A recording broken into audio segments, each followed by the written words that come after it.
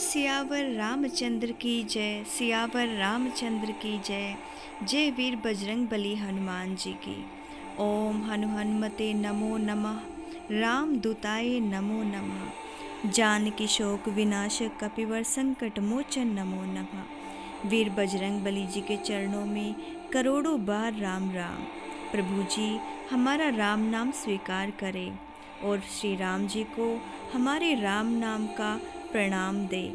हनुमान जी के विषय में आज हम 10 अनसुनी कहानियाँ पढ़ने वाले हैं। मैं आपको आज 10 अनसुनी कहानियाँ सुनाने वाली हूँ। आशा करती हूँ कि आप भी अपने विचार कमेंट बॉक्स में लिखकर हम तक पहुँचाएंगे कि आप क्या सोचते हैं।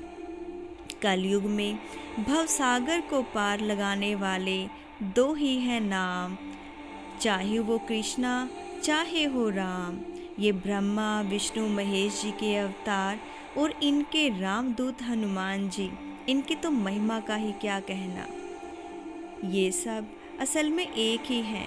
हनुमान जी को बलशालियों में सर्वश्रेष्ठ माना जाता है। इस संपूर्ण ब्रह्मांड में उनके आराध्य और उनके आराध्या सब में ये सर्वोत्तम है, सबसे आगे हैं।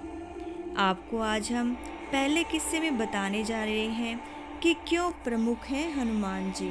ऐसी क्या बात है हनुमान जी में, वो क्यों इतने प्रमुख माने जाते हैं। श्री राम जी की आज्ञा से हनुमान जी एक कल्प तक इस धरती पर रहेंगे। एक कल्प में 4 युग हैं और चारों युगों के चक्र आते हैं। हनुमान जी 4 कारणों से सभी देवताओं से श्रेष्ठ हैं। पहला कारण यह है कि सभी देवताओं के पास अपनी अपनी शक्तियां हैं। जैसे विष्णु जी के पास लक्ष्मी, महेश जी के पास पार्वती और ब्रह्मा जी के पास सरस्वती। ये महान शक्तियां इनकी पत्नियों के रूप में है। हनुमान जी के पास तो खुद की ही शक्ति है, वे खुद ही शक्ति से संचालित होते हैं। दूसरा कारण यह है कि वे इतने शक्तिशाली होने के बावजूद ईश्वर के प्रति पूर्ण समर्पित हैं। वो अपने आप को हमेशा दास कहलवाना ज़्यादा पसंद करते हैं। रामदूत हनुमान जी, रामदूत हनुमान जी, रामदूत हनुमान जी, पवन पुत्र हनुमान जी, रामदूत हनुमान जी। अतः ये अपने आप को हमेशा ही ईश्वर के रूप में नहीं, एक रामदूत हनुमान के रूप में सुनना ज़्यादा पसंद करते हैं। आप सबको पता ही है कि हनुमान जी को अगर प्रसन्न करना है तो हमें सिया राम जी की शरण में जाना होगा, हमें सिया राम जी के नाम को रटना होगा, तभी बजरंगबली हनुमान जी स्वयं ही प्रसन्न हो जाते हैं। तीसरा यह है कि वे अपनी भक्ति के हमेशा ही सर्वोमणि रहे हैं। सर्वोपरि होने की वजह से ये अपने भक्तों की हमेशा तुरंत ही सहायता करने के लिए आते हैं और हमेशा ही ये उनको हमेशा सहायता प्रदान करते हैं। सीधा ये अपने भक्तों पर आशीर्वाद की दृष्टि बनाए रखते हैं। इस ब्रह्मांड में ईश्वर के बाद यदि कोई शक्ति है तो वो हनुमान जी है। महावीर विक्रम बजरंगबली जी के समक्ष किसी भी प्रकार की कोई भी मायावी शक्ति ठहर नहीं सकती, ये हम सब जानते हैं। भक्तों को दिए दर्शन। दूसरे विषय में हम देखेंगे कि किस प्रकार किन किन को हनुमान जी के दर्शन हुए हैं। इस युग में और हर समय वो हमेशा श्री राम जी के नाम को रटते रहते हैं। हर समय में उन्होंने श्री राम जी, कभी श्री कृष्ण जी और कभी अपने भक्तों को दर्शन दिए हैं। कभी भीम और अर्जुन ने द्वापर युग में हनुमान जी के दर्शन किए थे। वहीं कलयुग में तुलसीदास जी ने, समर्थावास जी ने, भक्त माधवावास जी ने और नीम करोली बाबा, बहुत से ऐसे स्वामी हुए हैं जिन्होंने प्रभु जी के साक्षात दर्शन किए हैं। और साक्षात दर्शन पाने के लिए भक्त हमेशा ही लालायित रहते हैं कि किस प्रकार उनको प्रभु के दर्शन होंगे। इसीलिए लोग इनके दर्शनों के लिए हमेशा श्री राम जी को याद करते हैं। तीसरा, गंधमादक पर्वत। कहते हैं कि हनुमान जी नेपाल तिब्बत सीमा पर स्थित गंधमादन पर्वत पर रहते हैं और वे यहाँ पर घर में रहते हैं, यहाँ पर रामायण का पाठ करते हैं और जगन्नाथपुरी की रक्षार्थ वे यहाँ पर विराजमान हैं। इस प्रकार से तीसरे तथ्य में बताया जाता है कि हनुमान जी गंधमादक पर्वत पर रहते हैं। चौथा, हनुमत रामायण। सर्वप्रथम श्री राम जी की कथा भगवान जी ने शंकर जी ने माता पार्वती जी को सुनाई थी। उस कथा को एक कोने में भी सुन लिया। यहाँ पर एक कौवा इसको सुन रहा था। अब कौवे ने सुना तो उसी कौवे का पुनर्जन्म काक भृष्णि के रूप में हुआ और काक भृष्णि जो थे वो भगवान गरुड़ की कथा सुनाई थी। परंतु वाल्मीकि रामायण से पहले हनुमान जी ने रामायण को एक शिला पर लिख दिया था। ये देखिए कितनी महानता दिखाई गई है कि हनुमान जी ने रामायण को पहले एक शिला पर लिख दिया था। हनुमान जी ने एक शिला, एक चट्टान पर अपने नाखूनों से इसको लिखा था और यह हनुमत रामायण के नाम से प्रसिद्ध है। आशा करती हूँ कि ये तथ्य आज मैंने ही पहली बार आपको सुनाया होगा, जिसमें हनुमत जी की रामायण लिखने की बात कही गई है। इसमें हनुमान जी ने एक शिला पर, एक चट्टान पर अपने नाखूनों से रामायण लिख दी थी, जो कि तुलसीदास जी से भी पहले लिखी गई। परंतु बाद में उन्होंने वाल्मीकि जी की निराशा को देखते हुए इसे समुद्र में फेंक दिया, क्योंकि वो चाहते थे कि इसका सारा श्रेय वाल्मीकि जी को जाए। कितने महान हमारे हनुमान, हमारे हनुमान। पांचवें तथ्य में हनुमान जी के खास नाम। हनुमान जी के कौन कौन से खास नाम हैं? हनुमान जी के पिता सुमेरु पर्वत के राजा केसरी थे। सबको पता है कि हनुमान जी के पिता केसरी जी थे और उनकी माता का नाम अंजना माँ, इसीलिए उन्होंने अंजनी पुत्र कहा जाता है। उन्हें अंजनी पुत्र के नाम से जाना जाता है। उन्हें वायु देवता का पुत्र भी माना जाता है, अतः उनको मारुति भी बोला जाता है, क्योंकि ये वायु वेग के साथ आकाश में उड़ सकते थे। ये वायु पुत्र, पवन पुत्र हनुमान भी कहलाते हैं। उस काल में वायु को मारुत भी कहा जाता था, अर्थात शंकर जी के पुत्र भी इनको कहा जाता है। इंद्र के वज्र से हनुमान जी की हनु अर्थात ठोड़ी टूट गई थी, इसलिए इनको हनुमान जी कहा जाता है। इसीलिए तब से उनका नाम हनुमान रखा गया। वज्र के धारण करने वाले और वज्र के समान कठोर बलवान शरीर होने के कारण इनको बजरंग बली कहा जाता है। बजरंग बली का नाम अर्थात हष्ट पुष्ट शरीर वाला, इसीलिए हनुमान जी को यहाँ पर बजरंग बली के नाम से जाना जाता है। छठे तथ्य में हनुमान जी के गुरु। क्या आपको पता है कि हनुमान जी के गुरु कौन थे? चलिए आज मैं बताती हूँ आपको कि हनुमान जी के गुरु कौन थे। मातंग ऋषि। हनुमान जी मातंग ऋषि के शिष्य रहे हैं। हनुमान जी ने कई लोगों से शिक्षा ली, कई जनों से शिक्षा ली। उसके पश्चात सूर्य, नारद के अलावा एक मान्यता के अनुसार हनुमान जी के गुरु मातंग ऋषि भी थे। मातंग ऋषि शबरी के गुरु भी थे। शबरी जो कि रामायण में श्री राम जी को अपने झूठे भेर खिलाती है। कहते हैं कि मतंग ऋषि के आश्रम में ही हनुमान जी का जन्म हुआ था। छठे तथ्य में हनुमान जी के जन्म के बारे में हमने बताया कि उनका जन्म मतंग ऋषि के आश्रम में हुआ। सातवें तथ्य में हनुमान जी और राम जी का युद्ध भी हुआ है। क्या आप जानते हैं कि हनुमान जी को राम जी के साथ युद्ध करना पड़ा? किस कारण से करना पड़ा? क्यों किया युद्ध? ऐसा क्या हुआ था? की वनंती अनुसार भगवान राम का अपने भक्त हनुमान से युद्ध भी हुआ है। गुरु विश्वामित्र के निर्देश के अनुसार भगवान राम को राजा ययाति को मारना था और राजा ययाति ने हनुमान जी से शरण मांग ली थी, क्योंकि पहले वो माता अंजना के पास जाते हैं। माता अंजना से पहले शपथ लेते हैं कि आप मुझे शपथ दीजिए, आप मेरे प्राणों को बचाएंगे। माता अंजनी कहती है कि ठीक है पुत्र, मेरे पुत्र हनुमान हैं और वो तुम्हारी रक्षा हर किसी से करेंगे। उनके रक्षा करने से कोई भी तुम्हारा बाल भी बांका नहीं कर पाएगा। ऐसा कहने पर माता अंजनी ने उसको वचन दे दिया।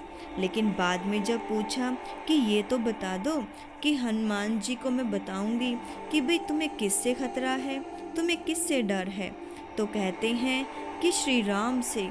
यह सुनते ही माता अंजनी के होश उड़ जाते हैं कि बेटा तूने ये क्या कर दिया, मेरा पुत्र तो स्वयं ही राम भक्त है, वह राम से तुम्हारी रक्षा अब कैसे करेगा। किंतु फिर माता कुछ सोचती है, कहती है कि ठीक है मैं कुछ करती हूँ। तब माता अंजना ने हनुमान जी को बुलाया। हनुमान जी जैसे ही आते हैं, हनुमान जी बोलते हैं कि माता मुझे किस लिए याद किया गया। माता कहती है कि पुत्र मुझे तुझसे वचन चाहिए। हनुमान जी कहते हैं कि माता वचन तो मैं दे दूंगा, कोई बात नहीं, लेकिन मुझे ये तो बताओ कि हुआ क्या है। तब माता अंजना कहती है कि पहले मुझे वचन दो, तभी मैं तुम्हें कुछ बताऊंगी। हनुमान जी कहते हैं ठीक है माता, मैं आपको वचन देता हूँ कि मैं इसकी रक्षा करूँगा। अब हनुमान जी कहते हैं कि मुझे ये तो बता दो कि रक्षा करनी किससे है। तब ययाति राजा कहते हैं कि मुझे विश्वामित्र जी ने श्राप दिया है और उन्होंने श्री राम जी से कहा है कि तुम्हें मेरा वध करना है। अतः श्री राम जी मेरे पीछे पड़े हुए हैं और वो मेरा वध करना चाहते हैं। इतना सुनते ही हनुमान जी कहते कि अरे मूर्ख, ये तूने क्या कर दिया, मैं तो स्वयं ही राम भक्त हूँ, अब मैं क्या करूँगा, मैं अपने ही प्रभु से कैसे लड़ूंगा, कैसे मैं उनके खिलाफ खड़ा हो सकता हूँ। किंतु कहते हैं कि भाई आपने तो अपनी माता को वचन दिया है, इसका अर्थ है आप अपने वचन को तोड़ दोगे। हनुमान जी कहते हैं कि तुमने तो मुझे फंसा दिया, अब मैं क्या करूं। हनुमान जी कुछ सोचते हैं, कहते हैं कि ठीक है, मैंने तुम्हें तुम्हारी रक्षा का वचन दिया है, किंतु अब कुछ उपाय भी सोचना होगा। तब हनुमान जी राजा ययाति को कहते हैं कि तुम मेरे साथ आओ। वो उनको अपने साथ लेकर एक जगह पर चले जाते हैं, एक ऐसी शांत जगह पर जहाँ पर कोई भी शोर शराबा नहीं होता है। हनुमान जी उनके साथ होते हैं और कहते हैं कि तुम यहाँ बैठकर राम नाम का जप करो। इस पर राजा ययाति कहते हैं कि भी तुम ऐसे कैसे कह सकते हो, वो ही मेरी जान के पीछे पड़े हैं और मैं उनका ही नाम रटूं। हनुमान जी कहते हैं कि अगर तुम्हें अपने प्राण प्यारे हैं तो रटो राम जी का नाम। ऐसा कहने पर कहते कि सिर्फ यही एक उपाय है कि तुम राम जी का नाम रटते रहो। अगर वो तुम्हारे ऊपर बाण भी चलाए तब भी तुम्हें आंखें खोलकर नहीं देखना है, तुम्हें सिर्फ राम के नाम का सुमिरन करना है। कहो जय सिया राम, जय सिया राम, जय सिया राम। इस पर ययाति राजा श्री राम जी का नाम रटने लग जाता है। वो राम नाम का सुमिरन कर रहा होता है, तभी श्री रामचंद्र जी वहाँ पर आ जाते हैं और श्री रामचंद्र जी के आने से पहले ही हनुमान जी वहाँ पर छुप जाते हैं और छुप करके सारा नज़ारा देख रहे होते हैं कि क्या होगा। अब श्री राम जी ने तीर को चढ़ा लिया और उन्होंने सोचा कि अब मैं इसको मार दूंगा और अपनी प्रतिज्ञा पूर्ण करूंगा। जैसे ही तीर को धनुष पर चढ़ाया, उन्होंने सुना अपने राम नाम के जाप को। अब वो सोचते हैं कि मैं अपने ही नाम के जाप पर कैसे तीर चला सकता हूँ, अरे यह तो मेरा ही भक्त है, मैं इस पर तीर नहीं चला सकता।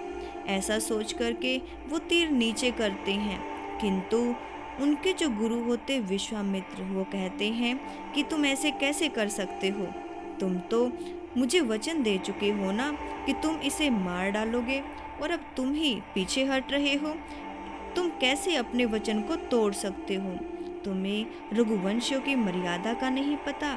रघुवंशी रीति सदा चली आई, प्राण जाए पर वचन न जाए, और तुम अपने प्राणों को इससे ज़्यादा प्रिय समझते हो। तुम्हारे नाम का अगर जाप कर रहा है, इसका अर्थ यह बिल्कुल भी नहीं है कि तुम इसे नहीं मारोगे। तुमको इसे मारना पड़ेगा। श्री राम जी फिर से धनुष पर तीर चढ़ाते हैं और उसे मारने लगते हैं। तभी उनको फिर से राम नाम का उच्चारण सुनता है। वो फिर रुक जाते हैं। इस पर हनुमान जी बाहर आते हैं और बोलते हैं कि अच्छा, तो हनुमान जी यह तुम्हारी ही करामात है, तुमने इसको बोला होगा। हनुमान जी कहते हैं कि प्रभु, यह मेरी क्या करामात है। माता अंजनी ने इनको वचन दे दिया था कि मुझे इनकी रक्षा करनी है, और ये आपके नाम का सुमिरन कर रहे हैं, अतः आप इसको नहीं मार सकते। इस पर वह व्यक्ति भी उठकर क्षमा याचना करने लग जाता है। श्री राम जी के पैरों में पड़ता है, फिर विश्वामित्र जी के पैरों में पड़ता है और बोलता है कि प्रभु मुझे क्षमा करो, मुझसे भूल हो गई है। अब विश्वामित्र जी कहते कि ठीक है, मैं तुम्हें क्षमा कर दूंगा, लेकिन तुमने जो वचन दिया है श्री राम, तुमने जो वचन दिया मुझे, और तुमने इस तीर को जो बाण पे चढ़ा दिया है, फिर धनुष पर चढ़ाने के बाद इस तीर को तुम नहीं उतार सकते, तुम्हें इसका प्रयोग करना ही पड़ेगा। अब तुम क्या करोगे? इस पर हनुमान जी कहते हैं कि प्रभु, इस तीर को आप आकाश की तरफ छोड़ दे, इससे आपका वचन भी भंग नहीं होगा, और जो तीर आपने कमान पर चढ़ाया था वह भी अपनी ही दिशा में चला जाएगा, और इससे आपका प्रण भी भंग नहीं होगा। इस पर हनुमान जी की चतुराई पर श्री राम जी भी बहुत खुश होते हैं, और विश्वामित्र जी भी उनकी बहुत बड़ाई करते हैं। इस प्रकार से हनुमान जी के कहने पर उस तीर को आकाश में छोड़ दिया जाता है, और हनुमान जी की चतुराई से यह जो कार्य है वह पूर्ण होता है, और हनुमान जी उसकी रक्षा करने में सफल हो जाते हैं। अब 8वें किस्से में हम पढ़ेंगे कि माता जगदम्बा के सेवक हनुमान जी। आप सबको पता ही है कि हनुमान जी माँ शेरावाली के साथ भी हैं। माता शेरावाली के साथ उनकी रक्षा करते हैं, उनके द्वार पर रहते हैं। एक तरफ श्री राम जी के सेवक, दूसरी तरफ माता जगदम्बा के सेवक। हनुमान जी की तो महिमा ही अपरंपार है। हनुमान जी फिर बजरंग बली जी, जिस प्रकार माता जगदम्बा श्री राम जी के नाम का जाप करती हैं, उसी प्रकार से हनुमान जी भी श्री राम जी के नाम का जाप करते हैं। दोनों ही श्री राम जी के नाम का जाप करते रहते हैं, और हर जगह राममय हो जाती है। राम भक्त हनुमान जी माता जगदम्बा के सेवक हैं। हनुमान जी माता के आगे पीछे चलते रहते हैं, और भैरव जी पीछे पीछे रहते हैं। हनुमान जी आगे आगे, भैरव जी पीछे पीछे, इस प्रकार से माता के साथ ही रहते हैं। माता के देश भर में जितने भी मंदिर होंगे, उन सब मंदिरों में आप हनुमान जी को उनके साथ ही पाएंगे। एक तरफ हनुमान जी होते हैं तो दूसरी तरफ भैरव जी होते हैं, और बीच में माँ जगदम्बा विराजमान होती है। आपको पता ही है कि हर मंदिर में इन तीनों की मूर्तियाँ इकट्ठी पाई जाती हैं। माता के देश भर में जितने भी मंदिर होंगे, वहाँ उनके आसपास हनुमान जी और भैरव जी के मंदिर भी जरूर होते हैं, क्योंकि पुराणों के अनुसार हनुमान जी और भैरव जी दोनों ही माता के साथ होते हैं। हनुमान जी की खड़ी मुद्रा में और भैरव जी की कटे शीर के रूप में विराजमान होते हैं, और कुछ लोग उनकी यह कहानी माता वैष्णो देवी से जोड़कर भी देखते हैं। भगवान श्री राम और माता दुर्गा की कृपा चाहने के लिए हनुमान जी की भक्ति जरूरी है। तो हनुमान जी को अगर आप याद करते हैं, उनको प्रणाम करते हैं, हनुमान जी का गुणगान करते हैं, तो श्री राम जी और माता जगदम्बा दोनों की ही कृपा प्राप्त होती है। हनुमान जी की शरण में जाने से सभी सुखों की प्राप्ति होती है, सभी सुख सुविधाएं प्राप्त होती हैं। इसके साथ ही जब हनुमान जी हमारे रक्षक होते हैं तो हमें किसी भी प्रकार का डर भय नहीं होता है और हमें किसी अन्य चीज़ की आवश्यकता नहीं होती है। इस प्रकार से हमें कहीं दर दर भटकने की ज़रूरत नहीं होती है। धर्म की स्थापना और उसकी रक्षा का कार्य देव देवताओं ने सबने भैरव जी, हनुमान जी, श्री कृष्ण जी, सिया राम जी, इन सब के हाथ में है। एक अगर देखें तो इनके रूप अलग अलग हैं, लेकिन ये सब हैं एक ही, क्योंकि इन सब का कार्य तो एक ही है। अगले अध्याय में हम पढ़ते हैं कि ब्रह्मास्त्र है हनुमान जी पर बेअसर। ब्रह्मास्त्र का हनुमान जी पर कोई भी असर नहीं होता है। ये आप भी जानते हैं कि हनुमान जी के पास कई प्रकार के वरदान हैं, कई प्रकार की वरदानी शक्तियाँ भी हैं, लेकिन फिर भी आपको पता है कि ब्रह्मास्त्र जो है वो ब्रह्मा का अस्त्र है और वो कभी खाली नहीं जाता। लेकिन हनुमान जी पर ब्रह्मास्त्र का भी कोई भी प्रयोग नहीं होता है। हनुमान जी के ऊपर इसका कोई असर नहीं होता है, क्योंकि हनुमान जी को ब्रह्मा जी का आशीर्वाद प्राप्त है। इस प्रकार से प्रभु जी को बहुत वरदान प्राप्त हैं और ब्रह्मदेव जी ने हनुमान जी को 3 वरदान भी दिए थे, जिनमें उनके ऊपर ब्रह्मास्त्र का असर ना होना भी शामिल है। इस प्रकार हनुमान जी बहुत ही शक्तिशाली देवों में से माने जाते हैं और हनुमान जी को हर जगह पर पूजा जाता है। अब हम पढ़ेंगे 10वां और आखिरी अनसुनी कहानी। हनुमान जी को जब मिला मृत्यु दंड। कब मिला था हनुमान जी को मृत्यु दंड? क्यों मिला था? ऐसी क्या वजह थी कि हनुमान जी को मृत्यु दंड मिला था? ऐसे ही किंवदंती है कि हनुमान जी को दंड मिला था। भगवान राम जब राज सिंहासन पर विराजमान थे, तब नारद जी ने हनुमान जी से विश्वामित्र को छोड़कर सभी साधुओं से मिलने के लिए कहा। हनुमान जी ने ऐसा ही किया। तब नारद मुनि विश्वामित्र के पास गए और उन्होंने उन्हें भड़का दिया। इसके बाद विश्वामित्र जी ने भड़कने के बाद वो गुस्सा हो जाते हैं और विश्वामित्र के गुस्सा होते उन्होंने हनुमान जी को अपना अपमान करने के लिए उनको गुस्सा हो जाते हैं, क्योंकि कहीं ना कहीं उन्होंने हर किसी को प्रणाम किया लेकिन विश्वामित्र जी को प्रणाम नहीं किया और यही नारद जी चाहते थे। इसके बाद विश्वामित्र गुस्सा हो गए और उन्होंने उसे अपना अपमान समझा। भड़कते हुए वो श्री राम जी के पास गए और उन्होंने श्री राम जी से हनुमान जी को मृत्यु दंड देने के लिए कहा। अब ऐसा कैसे कर सकते थे? ऐसी सजा श्री राम जी अपने गुरु विश्वामित्र की बात कभी टालते ही नहीं थे। उन्होंने बहुत ही दुखी मन से कहा कि हनुमान जी पर कैसे बाण चलाऊं, कैसे करूं मैं बाण से उनके सामना। लेकिन हनुमान जी राम का नाम जपते रहे और उन्हें कुछ भी नहीं हुआ। राम को अपने गुरु की आज्ञा का पालन करना ही था, इसलिए भगवान राम को हनुमान जी पर ब्रह्मास्त्र चलाना पड़ा।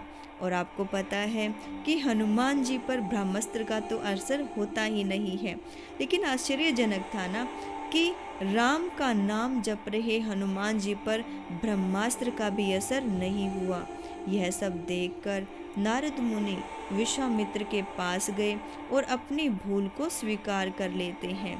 चाहे कुछ भी हो, ये 10 अनसुनी कहानियाँ हमने आपको सुनाई। हनुमान जी को मृत्यु दंड देने के लिए श्री राम जी को उकसाया गया, बोला गया, किंतु उसके बाद भी जैसे आपने देखा कि हनुमान जी पर ब्रह्मास्त्र का असर तो होता ही नहीं है, क्योंकि कुछ तो उनको वरदान मिला है। ऊपर से वो श्री राम जी के नाम को रट रहे थे, श्री राम जी के नाम का पालन कर रहे थे, और श्री राम जी का नाम जो रटता है उसके ऊपर कोई भी नेगेटिव प्रवृत्ति, कोई भी असर नहीं दिखाती है। इस प्रकार से हनुमान जी महान देवों में से एक हैं। हनुमान जी का सुबह उठते ही जाप करने से हनुमान जी उनकी हर इच्छा पूर्ण करते हैं। हनुमान जी बहुत ही प्रिय देवों में से हैं। इनकी आराधना करने से, हनुमान चालीसा करने से, इनकी आरती करने से अपार आनंद की प्राप्ति होती है। हनुमान जी सबकी रक्षा करते हैं, सबके संकटों को काटते हैं। कहिए जय बजरंगबली हनुमान जी, जय सिया राम जी, जय बजरंगबली हनुमान जी। हनुमान जी की सदा ही जय जयकार रहे। हनुमान जी सदा ही सबके हृदय में वास करें। इनके विषय में अपने विचार लिखें कि हनुमान जी को कौन कितना प्यार करता है। हनुमान जी को प्रेम करने वालों की संख्या बढ़ती जाती है, क्योंकि ये संकट मोचन हनुमान जी है। हनुमान जी सबके संकट काटते हैं, सबको आशीर्वाद देते हैं, और ऐसे ही हनुमान जी सब पर कृपा दृष्टि बनाए रखें। इसी के साथ कहिए ओम हनुमते नमो नमः, राम दूताय नमो नमः, जानकी शोक विनाशक कपिवर संकट मोचन नमो नमः। ओम हनुमते नमो नमः, राम दूताय नमो नमः, जानकी शोक विनाशक कपिवर संकट मोचन नमो नमः। ओम हनुमते नमो नमः, राम दूताय नमो नमः, जानकी शोक विनाशक कपिवर संकट मोचन नमो नमः। नमो नमः प्रभु नमो नमः। ये वो देव हैं जिनको अपने प्रभु राम जी अति प्रिय हैं, जिनकी हमेशा ही इच्छा पूर्ति करते हैं, उनके हमेशा सेवा में शामिल होते हैं। कहिए जय श्री राम जी, जय श्री राम जी, जय श्री राम जी। सीताराम सीताराम राम राम जय सीताराम, सीताराम सीताराम राम राम जय सीताराम, सीताराम सीताराम राम राम जय सीताराम।